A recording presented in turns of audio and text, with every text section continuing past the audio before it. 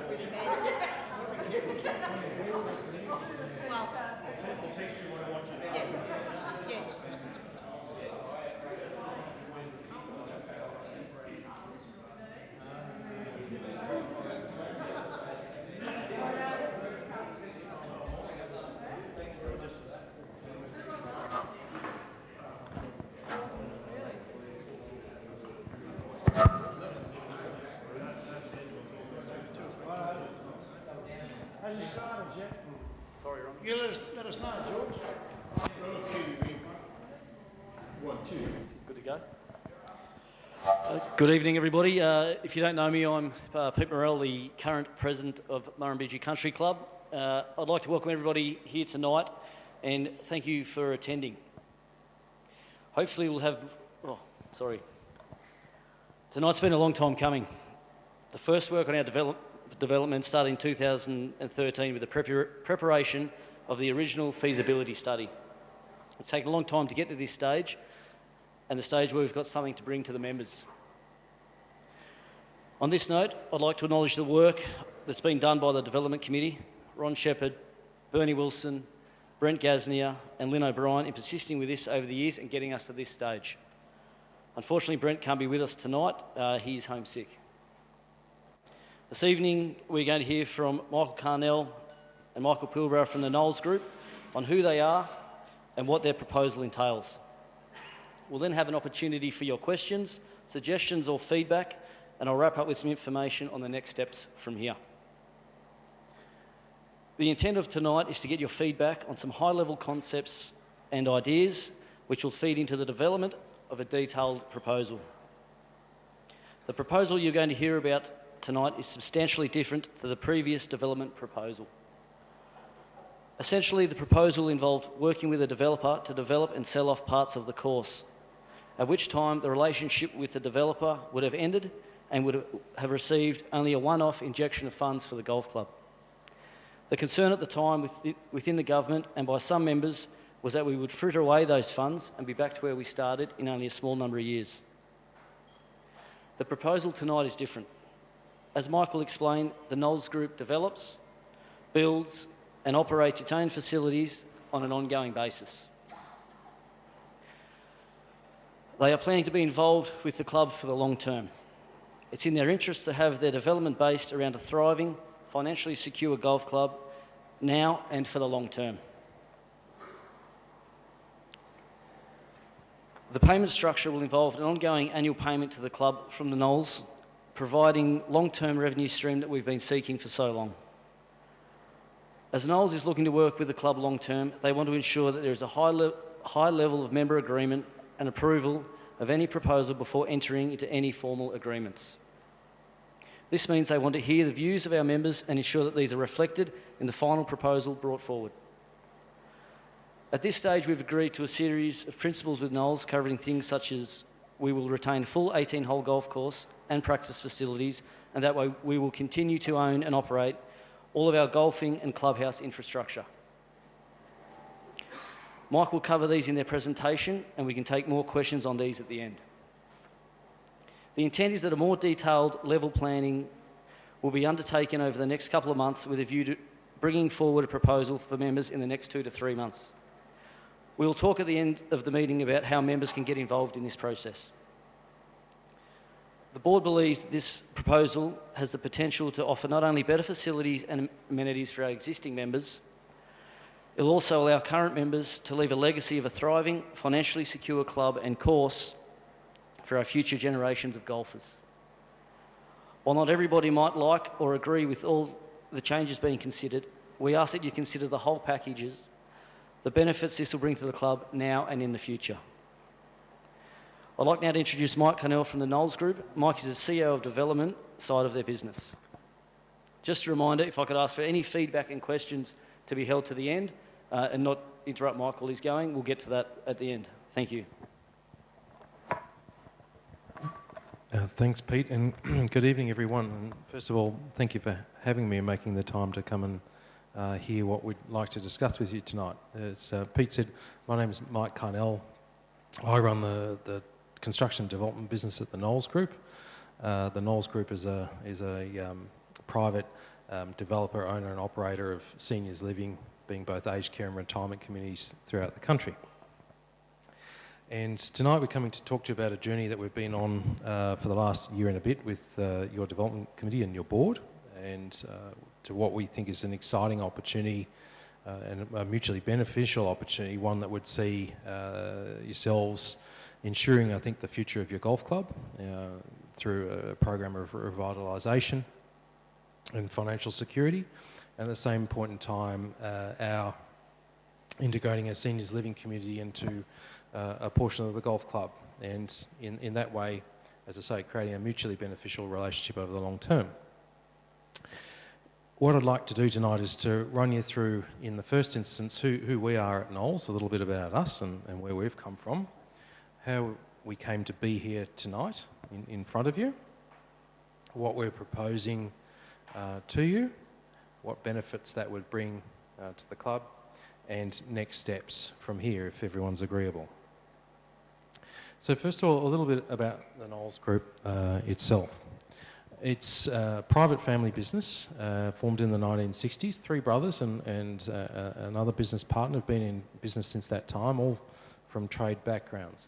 Three carpenters and a tiler. They got going in that sort of post-war period, started speculating homes in Melbourne as Melbourne was growing in that period, and ultimately in the 1970s found their way into development of retirement villages, set up a business called Australian Retirement Communities, which they went on pretty well, and they developed that into the nation's largest developer, owner, operator of private retirement communities, and until it was ultimately sold to Stockland in the late 2000s. At that point in time, they went into aged care and set up a business called R-Care, and you can look up R-Care at www.rcare.com.au, and you'll see that we develop, own and operate aged care facilities around the eastern seaboard, so in Victoria, New South Wales, Queensland, coming to Canberra.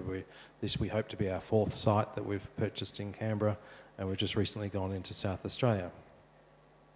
The common thread through it all is that we, as I say, we develop and we build everything for ourselves. We have our own construction business, and we retain it and we own it and operate it in the long term. That whatever we develop doesn't get sold. It's with us for the long term. So any transaction that we enter into, any development that I enter into, is through a slightly different lens, because whatever we agree to do, we're going to live over the long term, as such. And we think we've done pretty well in the last couple of years. The last couple of years have been very difficult in aged care particularly. COVID has been a very, very challenging time. I think we've got a good team of people and some good buildings that's enabled us to weather that storm. To give you a bit of an idea of what we build and do, in the first instance, retirement living. This is a retirement village that we're just at the back end of finishing now. It'll actually finish next month in Point Lonsdale in Victoria on the Bellarine Peninsula. It's called the Breeze Retirement Village.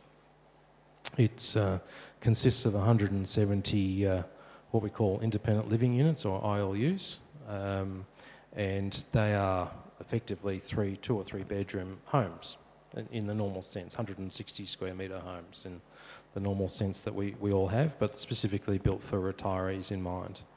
And they're centred around a clubhouse, and the clubhouse, you can see some of the images down in the bottom left-hand corner there of foyer, and in the middle on the right, a lounge. It has a dining, it has bar, it has snooker, it has cinema, wellness centre, pool, bowls, and all sorts of other facilities that are designed to provide people with everything they need in terms of on-site living and appeal to retirees.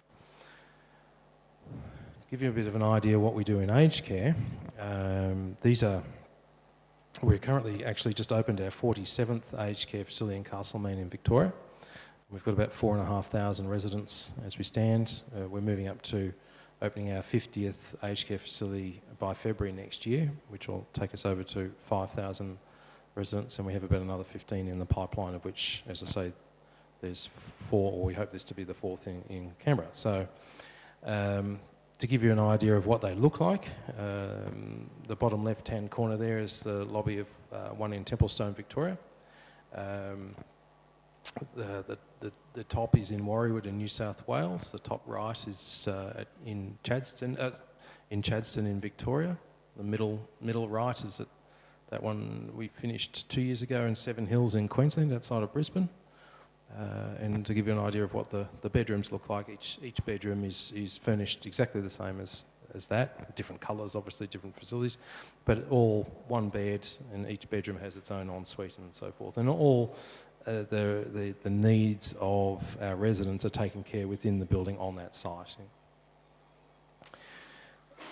In terms of who I am, I come from a construction background, worked my way into property. I've done most forms of property development, more recently seniors living, but office, industrial, retail, etc.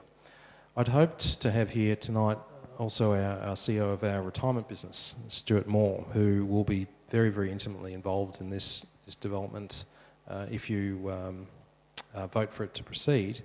Stuart's background, again, started in construction, but he specialised very much in aged care and healthcare and retirement living over time, and you can see a recent project of his, the Epworth in Victoria. Unfortunately, Stuart's family all has, aside from Stuart, all has COVID, so he was not able to come tonight, but he is dialed in actually remotely and watching us now.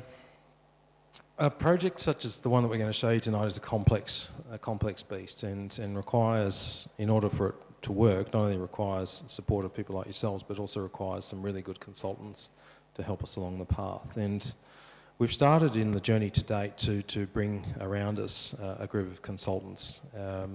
Michael here specialises in community consultation, and as we'll explain to you tonight, that's a very important part if this project was to receive support from the government. It's a very important part of achieving that.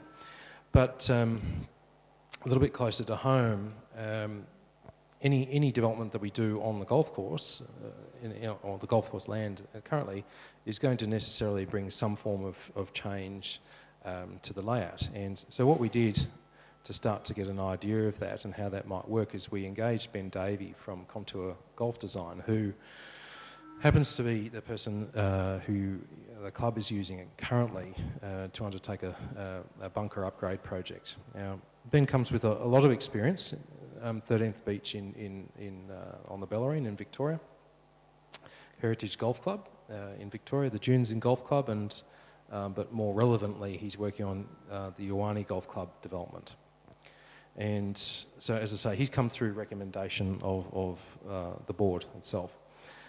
In terms of architecture, we've engaged an architect who I've known for most of my career, who specialises in not only golf clubs, but also retirement living and aged care living. And their domain partnership in Melbourne, they're based in Melbourne, and we've put on the screen some of the golf clubs that Michael has designed. On the bottom left-hand corner is Royal Melbourne, for instance, Kingston Heath in the top right, Sorrento in the middle, and Woodlands Golf Club are some of the projects that he's done. So he has a lot of experience in understanding the mechanics of golf clubs, and he also has understanding of both aged care and seniors living. So when we come to contemplate how those uses might be put together, he's a really valuable person to have on board.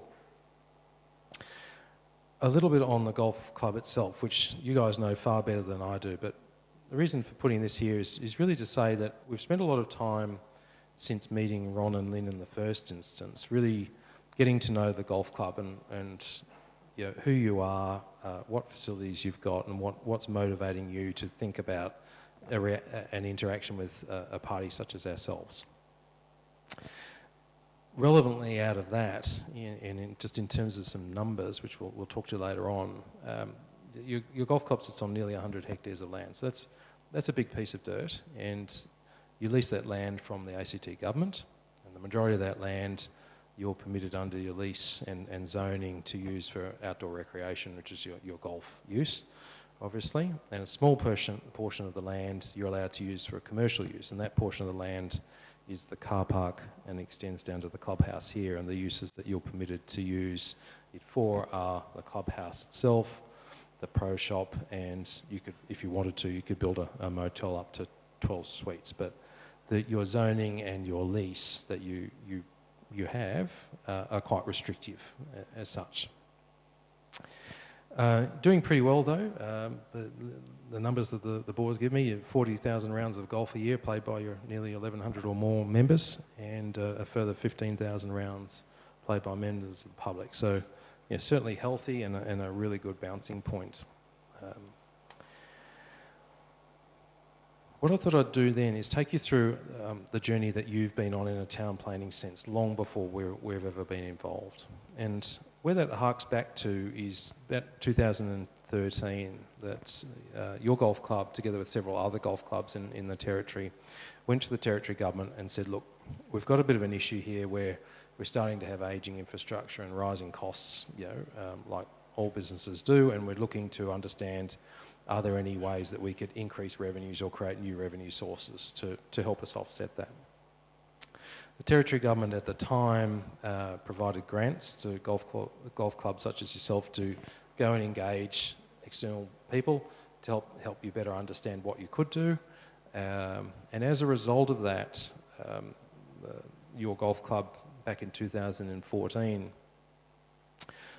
made an application to the government to rezone 3 portions of your land, and they're known as sites 1, 2 and 3. And what I've put up here on the board here is an extract of your application. The first site, which is based down in Learmonth Drive, you can see the little red dot in the middle right there. You propose to rezone to a residential 1 zoning and effectively subdivide 46 lots and subdivide and sell 46 residential lots. The second site 2 in Drysdale Circuit, slightly different zoning and higher intensity zoning.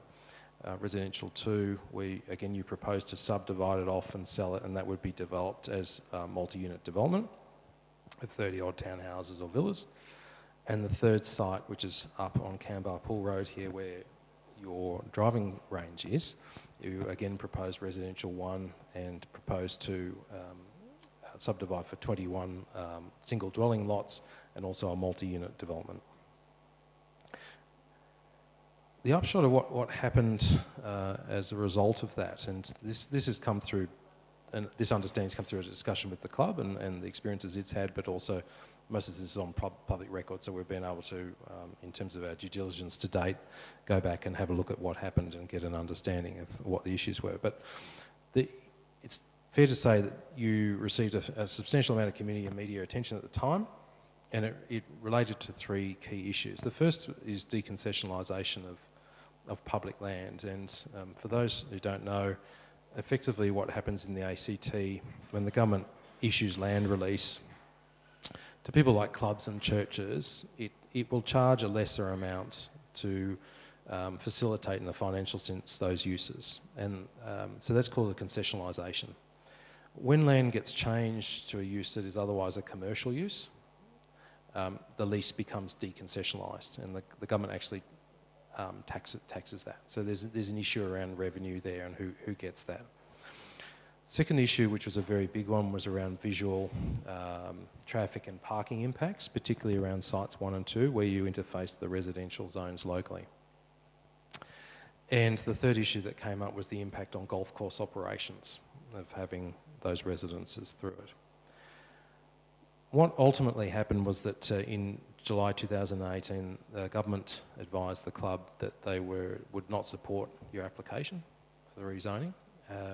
And there were 4 principal reasons that were cited, which are relevant to what we're going to discuss tonight. The first one is that the land use, the government wanted to see the land use that, whatever the land use would be, but it should provide a broader community benefit than just being chopped up, sold to an individual residential owner and forever, that's it and gone. They wanted to see something beyond that. The second one, they asked the golf club to consider the role that land of the golf club may be able to play in the facilitation of aged care accommodation. The third issue they raised was a need to understand, or clearly understand, how the proceeds of any sale or any development would be used to support the club's long-term viability, financial viability that is. And what the government's been very clear in terms of this decision and other decisions is they are not supportive of clubs getting a one-off shot in the arm in terms of a cash injection, because what they fear is that the clubs will then spend it and turn up 5 more years with the same issue with less land to deal with. And so they're looking for a longer-term, more sustainable financial solution. And the fourth issue that they raised was a failure to engage properly with the local community. And as I said, that's why we have Michael here tonight with us to help us through those issues. So out of that, what your board took from that was, first and foremost, that any development proposal, because of the way your zoning and your lease is, must necessarily has to achieve government support in order for it to go through. It is such as the extent of changes that are required to those documents. Second point is that residential subdivision, i.e. the carving up and sale of individual lots, is not on the table. The government, as I say, these are the government's words. The third one is that they want to see if whatever is done, that it provides some sort of significant community benefit. The fourth issue they raised was that they wanted to see how the club itself could address seniors and aged care housing in ACT as a priority issue that the government themselves see. And the fifth issue, as we've just discussed, was to be able to demonstrate how any transaction would generate financial certainty to the club. So they were the sort of starting pretext that happened off the back of that my understanding is then the golf club board has been and spoken to a number of other people in time. And ultimately, that's fed into a discussion with ourselves. Now, why did we come on the scene and why are we interested? As I said, we have a business that is in Victoria, New South Wales and Queensland, and so therefore from our point of view, being based in Melbourne, being in Canberra is a simple and easy logical extension and it's a place that we should be. But the more compelling than that is that Canberra is woefully undersupplied in seniors living in aged care, and that's really come about from the way that the land is controlled in Canberra by the Territory Government. But the controls, such as I mentioned before, on your land that are very strictly define what you can use land for. It's interesting to note that in the next, so from now out to 2030, so 2040 at least, so in the next 28 odd years, and these numbers have come from Urbis, that the Territory Government is proposing or projects that 100,000 new homes will be required in ACT to keep up with demand. And I think actually that these numbers are starting to supersede and the demand's actually exceeding these numbers. But the relevant part of it is, out of that 100,000, the Territory Government's saying that 70,000, so 70% of those 100,000 new homes to be created, are going to be created in what they call urban infill. So that's taking land such as this land that's around here, and it's deliberately intensifying the number of people living in an area is urban infill. And that only 30% is being proposed to be what is new land, which might be is probably today farming zone land, which is rezoned for residential use. It's also interesting to note that the significant number of people in the territory that are ageing, and they're moving into that 65-year and north bracket, which is the 65 years and above is the age bracket that starts to come on our radar as a business when people are starting to think about retirement. You know, they're starting to think about downsizing, and beyond that, you know, maybe some health issues start, and certainly once you get into mid-70s and mid-80s, then it's certainly firmly on people's radar. All governments around the country know that that's a big issue. All governments know that it's woefully undersupplied as a sector. So those couple of things there are what's driving the Territory Government up here to say to, like on your previous application, well, how could we use the club's land to look at aged care and other community benefits? Okay. Now the lack of supply, just out of interest, translates to a big issue, which is why the government is also acutely aware of it, because once you can't provide retirement living options and you can't provide aged care, then people can't get into it, which means they have longer waits, and often, as is the case in ACT, they have to go a long way to find it, which means they have to move out of their traditional home base, you know, where their family are and their friends are. So for instance, we have people in our aged care facilities in Victoria who have come from ACT because they can't get in here. So with that in mind, and from your point of view, getting to where you got to, we were introduced through a mutual connection back in 2020. Initially, Ronnie and Lynn and I met up, and we spent a lot of time in the first instance just understanding the two enterprises or the two bodies and what drives us, looking to see if there's any form of cultural alignment there. And the reason that's very important to me is, as I say, we retain ownership of our assets. Whatever I sign us up to, I've got to live the dream, you know, or non-dream, depending on what it is. And retirement villages and seniors living goes for 40 or 50 years. So whatever we do, we need to make sure that we're alongside people that are happy for us to be there and we're happy to be with them. So there was a long sort of courtship period there. We then moved into a phase that, given what had happened and given what I'm going to propose to Unite is a complex thing in a planning sense and an approval sense, not something that's common. You won't see it up here. because it is hard to do, is that we engaged a number of specialist practitioners in town planning and property law and other issues, and we brought them out to the golf club, and we spent a couple of afternoons with Lynn and Ron driving around, looking at all the interfaces to the property, going through the history of the applications, getting an understanding. And what I said to those people was, you go away and you come back to me and you tell me, am I dreaming with this, or do you think we've got a reasonable chance here? And in fact, they came back and said, well, we were sceptical before we came, but we came back thinking this has got a good chance. So the next step beyond that was to go and see the territory government. And this unfortunately took some time to do. And took some time because I was locked down in Melbourne for a long, long while. And it's the sort of discussions that when you have with government, you can't do it across Zoom, and it's got to be face to face. You want to read how the person's reacting to your proposal. And we had that discussion. Ron and Lynn came along, and myself and Stuart, who's not here tonight, and our town planner came along, and we went and met with the territory government, the head of the territory planning unit, who was actually the person who drafted the government's response and policy response to how they will deal with clubs such as yourself who are looking to, as I say, monetise a portion of their assets. And it's also that same person who refused your application back in 2018. And what we got from that was a very encouraging response, a response that encouraged us jointly to go away and submit the application for what you're going to see tonight. Now, the reason why we haven't sat down with the broader membership before tonight, because until we got to that point, the whole thing was just a pipe dream.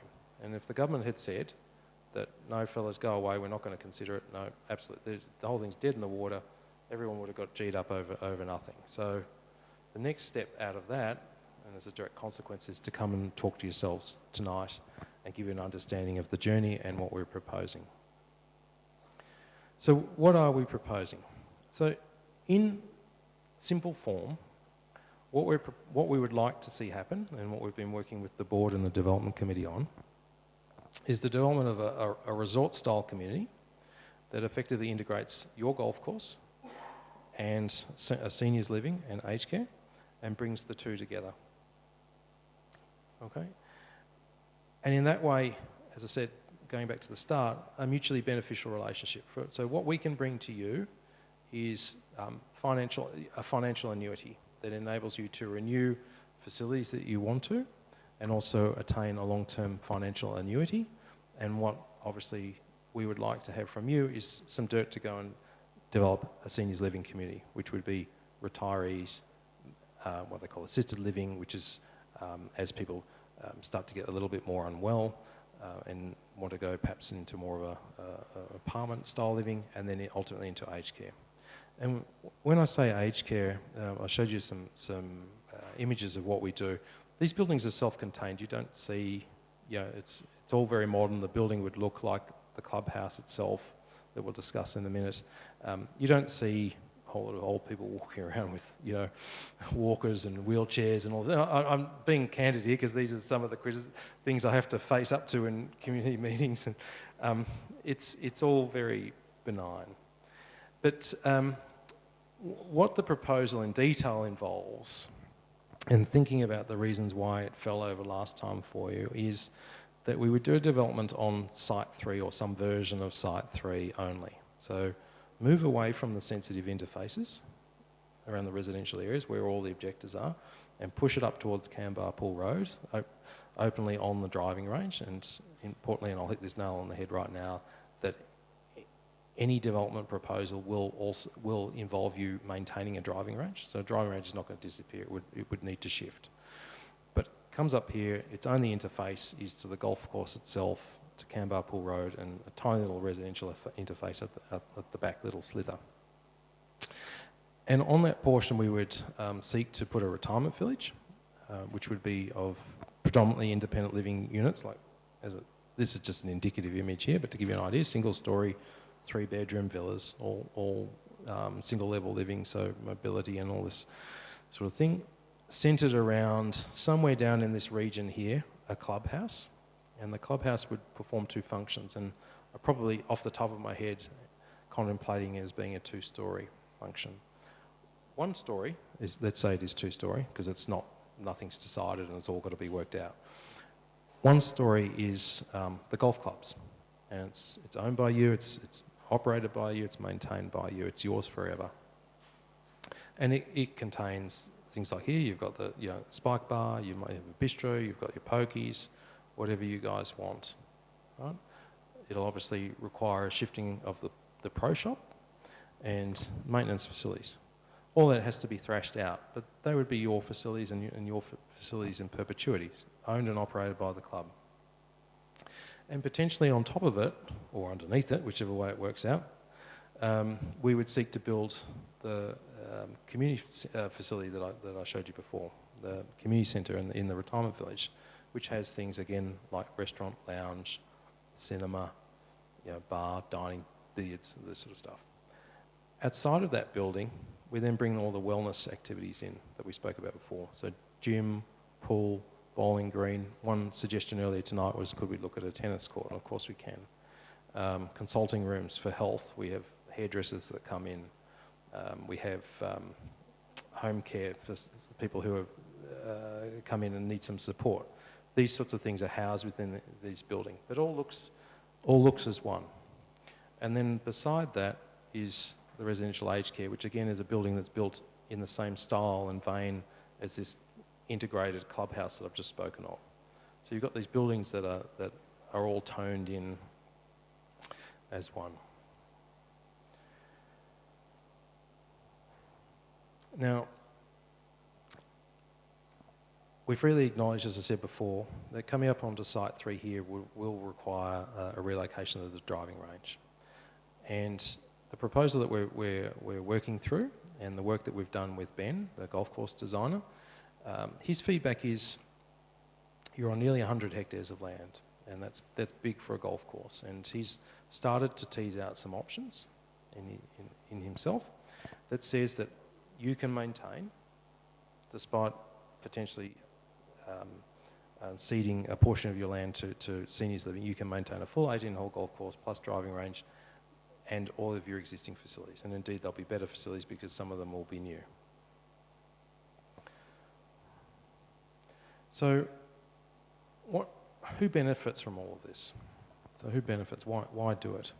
Well, first of all, the club, and obviously I'm going to aim these comments at yourselves. The first issue is, the thing that we can bring to is that, as I said before, a financial annuity. So we're after land to build seniors living community. You guys have got land. We can offer you a long-term significant financial annuity, okay? And the way that would be structured, as Pete mentioned before, and we'll deal with this a little bit more as we go, is that an independent valuation would be done of whatever the parcel of land agreed is, however big it is, by an independent person. Say, all right, well, I'll value it as if it is rezoned land of this dimension. So Knowles, you will have to pay the club this. The club can then choose to take a portion of that payment to build new facilities that it may want to do, but the balance is taken as an annuity over an agreed period, whatever period yet to be agreed, effectively. So that's number one. As I said, it brings in new facilities, but it also brings in the opportunity to attract new members. So the way I look at this, in spinning the two uses together and leveraging them off to build better clubhouse, better restaurant, better spike bar, better, there's also the opportunity in creating that. There's a better opportunity to attract the local community in and sort of commercialise some of those uses. If you think of it, a restaurant use. I'll use restaurant use as a simple example. In aged care, we operate a 24/7 kitchen because we have to feed all of our residents whatever they want, whatever their dietary needs are, whenever they want. In a retirement village, in the clubhouse, we operate a restaurant, but you barely make any money. If any, you probably lose money because people only come a couple of nights of the week. And I'm sure you guys probably have the same issues here. So there's one simple use that potentially could be combined, right, to save operating costs for each of the parties, but also create a better offer as a result.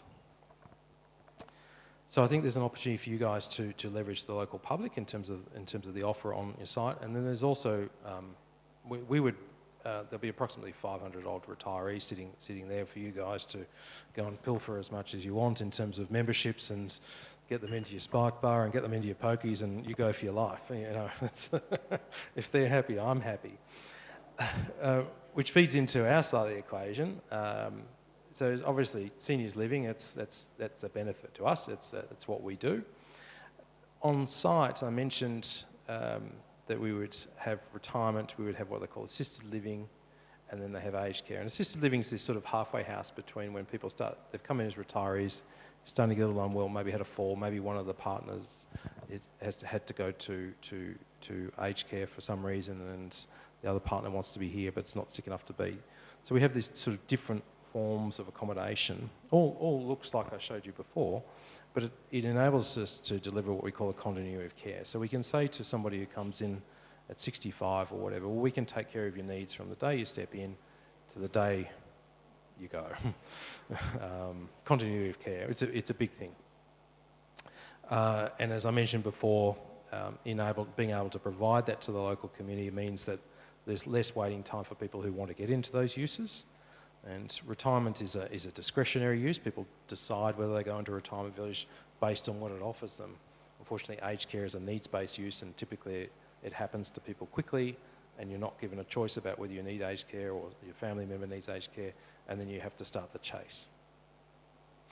So in providing it in the local community, it reduces the need for people to move away. Happy days. A couple of other benefits, which I'll just touch on lightly, which are probably not so much our focus tonight, but one is obviously the community, and I mentioned before, and the government mentioned to you, and I mentioned it. Getting the community on board is an important step in any application process, because they can create a lot of noise. And they can derail processes quite easily. So a big part of this will be talking to them about how it benefits them, in that they're not losing what they view, speaking candidly, what they view your golf course to be their own private outlook and dog walking path and so forth. They're not losing that. They're not going to, in fact, be looking out on a whole lot of retirement villas because we're moving them up here. They have an opportunity, if they want to, subject to your rules, to come and join a bigger, more diversified golf club. And again, you pilfer them for all you want. It creates construction jobs, full-time, part-time, and there'll be a significant amount of jobs created during a build. And in terms of aged care jobs, there'll be about 120 full-time, part-time jobs on site here. So there's some reasonable community benefits there.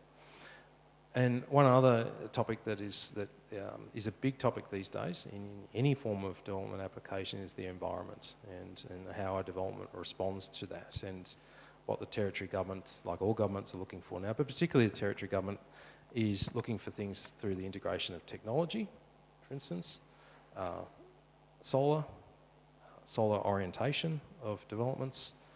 There's a requirement now to provide 30% tree cover in development, so there's a big requirement on tree planting. So these sorts of things become big topics.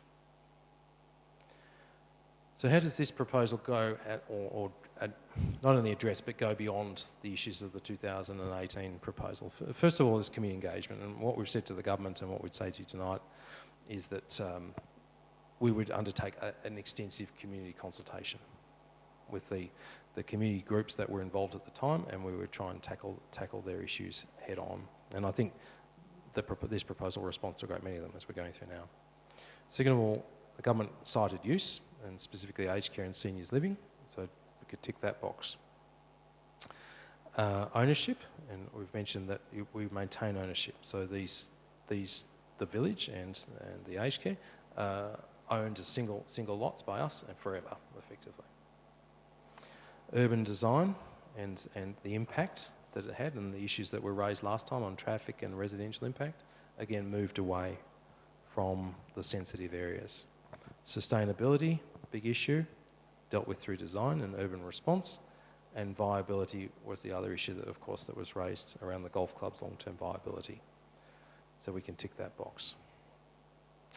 So what this enables you to do in summary is, first of all, you retain your full 18-hole golf course, driving range, everything you've got today. You retain it, it's yours forever, we can't touch it. Right? You retain or replace some of your assets, and whatever's replaced will be better because it's, well, A, it's brand new, and B, it'll be bigger and badder. But no, this building, for instance, so you'd be sitting in a new restaurant. You have the opportunity, as I said, to leverage these facilities and effectively leverage the local community. So an improved offer to your members and a more attractive offer to potential members. There's the ongoing financial benefits to the club to secure its long-term future. And it's a unique offer. It's something that you won't see in the ACT. In fact, you'll rarely see it around the country, but certainly something that both we would be seeking to do, and I'd suggest you would be seeking to do, would be to leverage that and market that to the community in terms of why people should come and use your golf club facilities versus other people's facilities. So, next steps. What would that look like if this thing proceeded? And just to give you, first of all, a little understanding from a planning approval, or the approvals required to actually facilitate this, separately to your approvals. As I said before, it's a pretty complex process, and it requires 4 key things. First of all, what they call a territory plan variation. So it's changing the actual permitted uses under the territory plan that you can actually undertake on site. Subdivision, so there'd be 2 parcels of land subdivided off, one for aged care and one for retirement village, but just single parcels. What they call a crown lease variation. So you're currently subject to a crown lease that says you can do certain things on this piece of land, and that would have to be varied to introduce the new uses that would be being proposed to be brought to the land. And of course a development approval. So pretty complex little process, that one. But one, importantly, that we will do, we will fund. That'd be our total expense and our total risk, okay? So in order for us to go and do that, and for me to feel confident to go and do that, it's really important to me and the company that we would have the majority of your golf club membership on side.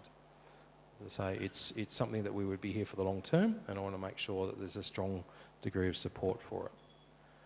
So working with the board over the past few weeks, we've devised a bit of a process that would ultimately culminate in a vote, a membership vote. And what we would love to see is a great majority of the members turn out. So we've got a really, if the membership wants to support it, that there's a really clear vote and of support for it. And it's a multi-step process as follows. Over the next week, your board proposes to seek nominations from within the membership. My understanding, and Pete can talk about this in a minute, anyone's free to nominate and appoint effectively 2 committees. The first one is a golf course and practice facilities design committee, and the second one is a committee that deals with the clubhouse and member facilities. And the purpose of those 2 facilities is to work alongside ourselves and the people around us over the next coming weeks to get on the table, A, the various requirements that the parties have, B, what are the options, and C, trying to distill it down to a set of recommendations. Importantly, and there's about a 4-week period being allowed for that once those committees are appointed. Importantly, the golf course committee, as I say, Ben Davey, who's your golf course designer, he will facilitate, he's prepared to facilitate that and work through all of the options. Off the back end of that 4 weeks, we would expect a series of recommendations to be put forward, and they would go to your development committee and board, who would ultimately review them, amend and endorse something back to the club. At that point in time, there would be, notionally, the piece of land will have been identified, the size of it, that would enable the engagement of this independent valuer to come in and provide a valuation on what the land's worth, which would enable the financial metrics of the deal to start to be cemented in. What then happens with those pieces of information is then we start a bit of a roadshow process with the broader membership. To say, all right, well, the meat's on the bone now, this is what it's starting to look like. We'll be here, come and talk to, you guys will be here, come and talk to us about it, get feedback, what's right, wrong, resonating, not resonating, etc. But ultimately, and sometime in June, I believe, the aim is to have a member vote. And again, we'd be seeking a large turnout and a strong vote of support. And what that would enable us both to do, or particularly your board to do, would be to go forward and to finalise the development agreement, management agreement, a contract of sale, which would bind us to move forward, prepare the applications into the Territory Government, again, at our expense.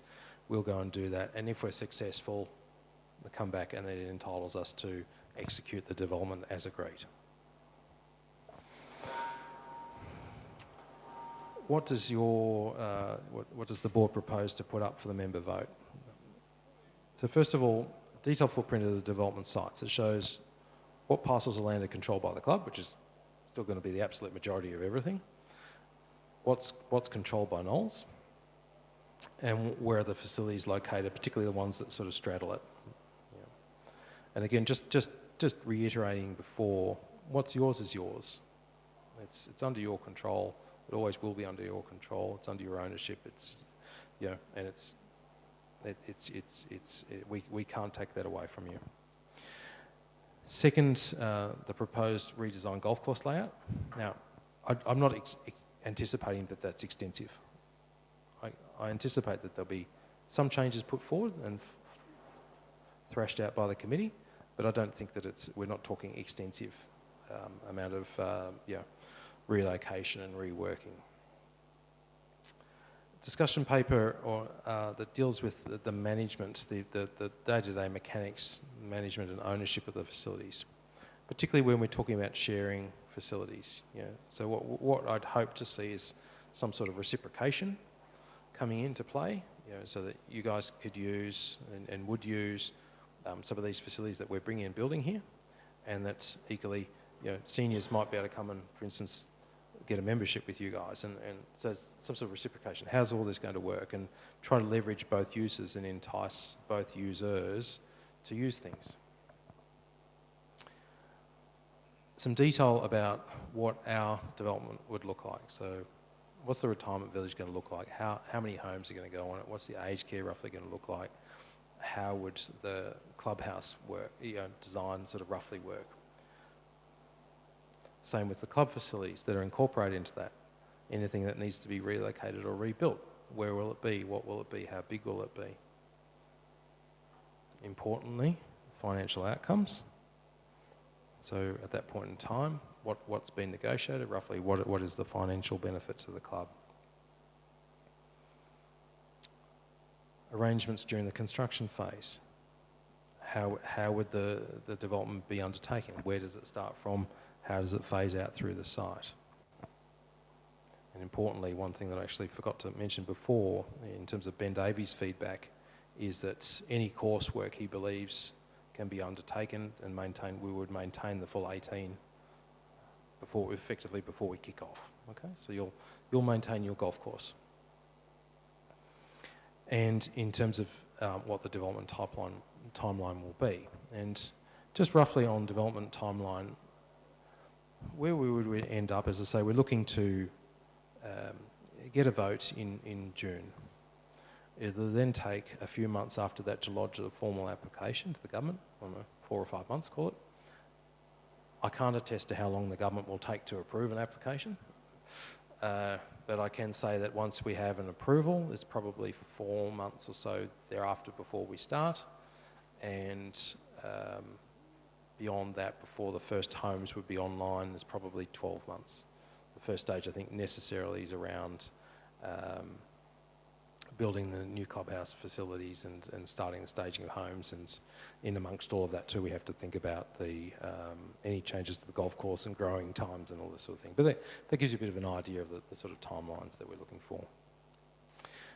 One question that I had very much earlier in the evening was around whether members would have an opportunity, was there priority access arrangements. And quite openly, we would, we're in the business of selling these homes and bringing seniors in. If people want to come in, and we're not going to turn them away, absolutely not. So the more the merrier. If the membership ultimately says yes, we're happy to go forward, one really important part of the application, as I mentioned before, is community engagement. It's hugely important. It's a bit like coming to see you tonight to try and talk to you about why this would be good. We've got to do the same thing with the community, and we need to do it, and we would be seeking some members of the committee to come alongside us as well. And that's done in a number of different ways in terms of how we engage with them. And as I say, Michael's a specialist in this. That's what he does. But it's very much about, in my view, going on the front foot and saying, look, here we are, we're openly considering this. We are going to make an application to do this. We've heard what you said last time. This is how we've responded to it. And importantly, go and sort of quell any misinformation that gets built up. So give people a detailed understanding of it. I'm not under any expectation that we're going to get everybody on board, but if we can get a good deal of people on board and at least give them a clear understanding so they're not fearful of development, that's an important step, and again, one that we would do, but to seek the club's involvement with, given that they're your neighbours.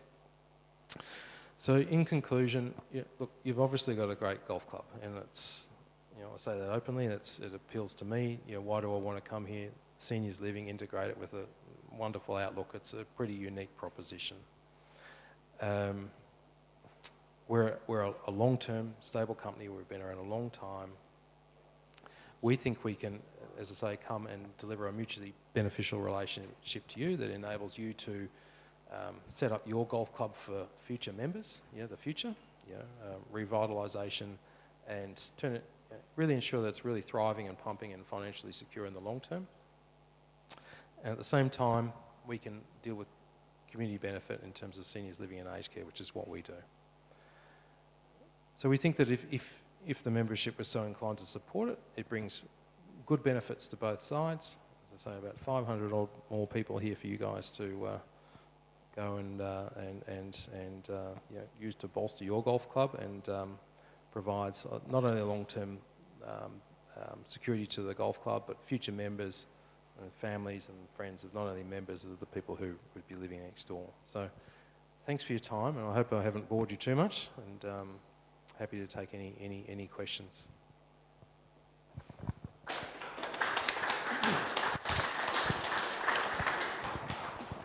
Mike, thanks very much for the presentation. A lot of information handed out there. Hope everyone had a chance to take it in, process their thoughts.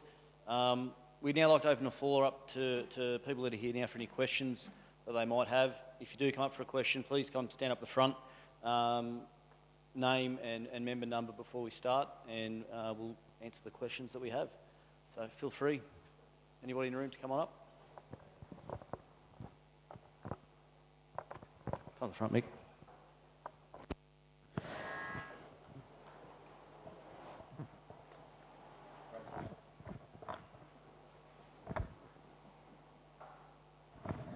Good evening, my name is Michael, member number 2937.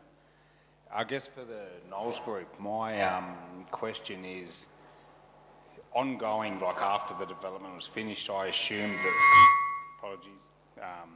the Knowles Group would want board member positions, because with the annuity being paid, you don't want that money spent poorly on facilities advertised that you're trying to sell your units to.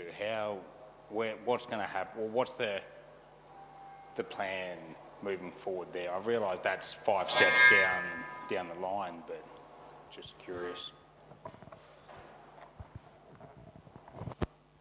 Thanks, Michael, for your question. To be honest, we haven't thought of that topic.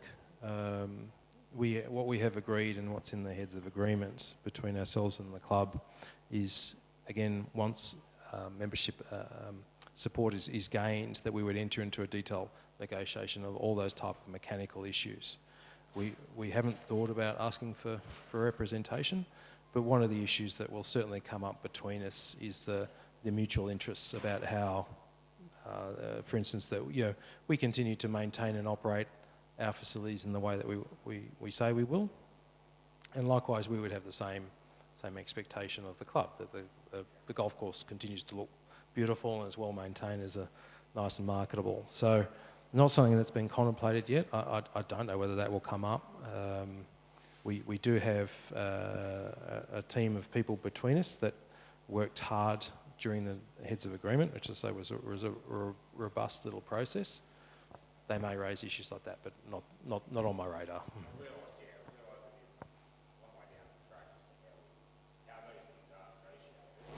Whether it's you can't advertise a product to say we've got this amazing golf course, then your company paying annuity and that money spent to not have an amazing golf course. I guess it becomes, and obviously that's a risk your company has to take on and negotiate with the board. It's just, I assume that having board members from your company on the golf club board would be a necessity. Something that obviously the membership would need to consider. Maybe I can. So Mike, and to be honest, something we hadn't turned our minds to in a great deal of attention yet. As Michael said, there are going to be heaps of risks on both sides. For example, on the side of the golf club, we're looking to rely on a long-term annuity from Knowles. What happens if they go broke or if they sell the company? So, if we get the high-level proposal through members, then we will be seriously engaging with our lawyers and financial advisors and making sure all these risks are covered. And that's a really good one. And fair enough, not only should Knowles expect that we maintain a fairly decent standard golf course, but we want to make sure their neighbours aren't tossing garbage over the fence onto the golf course and, some of that type of stuff. So it's a really good point to raise. Yep. Yep. Apologies. The board issue is a bit interesting because under our current constitution, to be on the board, you do need to be I'm pretty sure a full playing member of the golf club. So, there would need to be some changes if we looked at that. But good point. Yeah, apologies. Like I live across the road from the sixth hole. I'm all on board the development for the record, assuming it is best for the membership base. And on the golf course, without the golf course, there's no benefit to your company or membership. So hopefully everything goes well moving forward. We got anybody else in the room with a question? Andrew's on his way.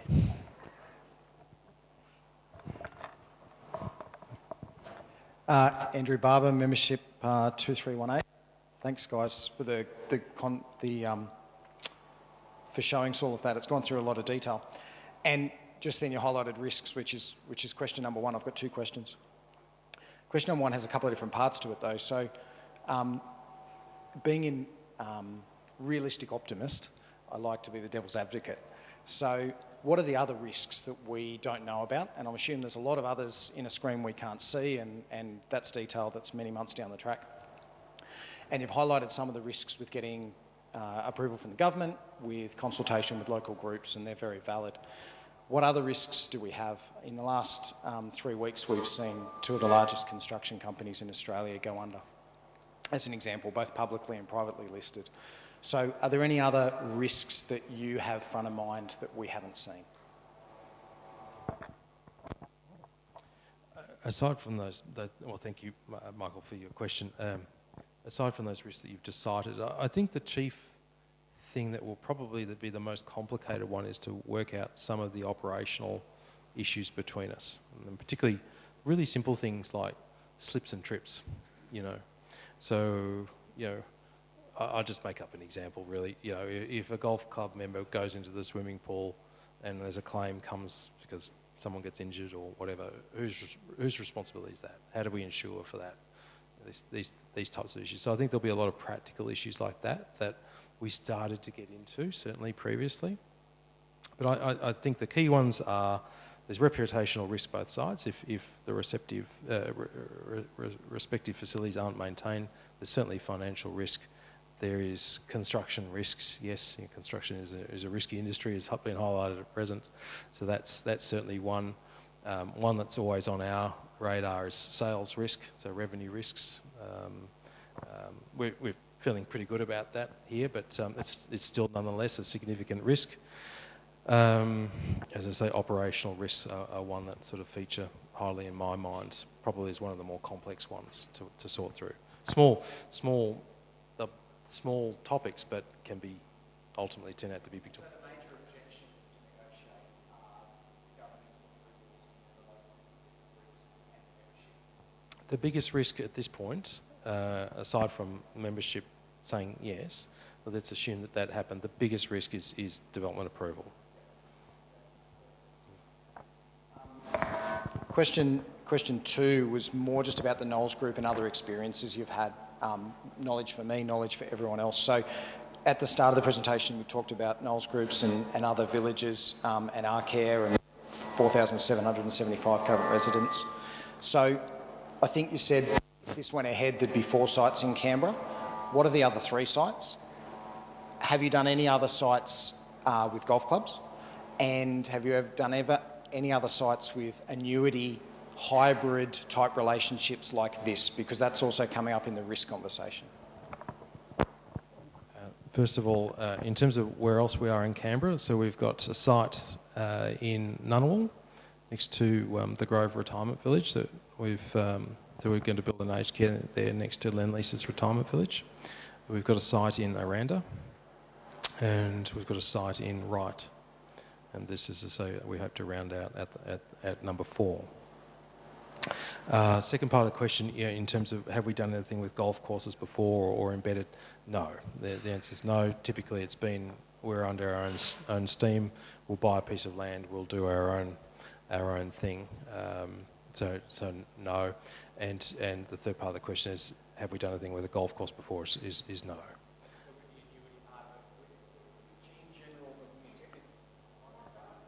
In general, the business model is to purchase a block of land and own in perpetuity your own. Everything else that we've done is purchase it outright and a lump sum up front and there it's done.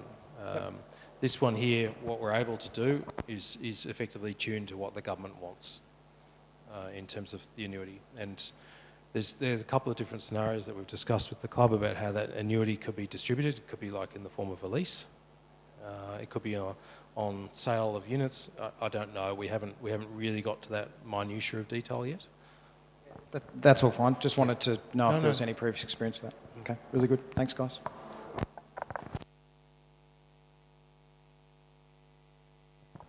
Thanks, Andrew. Do you have anyone else in the room that would like to come up and ask a question? I'll take that as a no.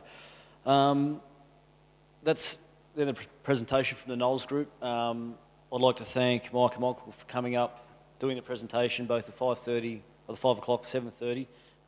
We've had some good turnouts, obviously live streaming as well, so that's great. Thank you guys for that, and also thanks to the members that made the effort to come out and ask the questions and participate.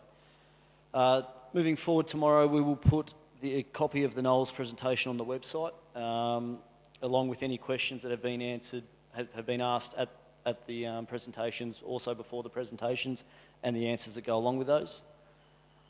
We'll also be sending an email to members asking to nominate for the 2 committees, the course design committee and also the clubhouse and pro shop committees.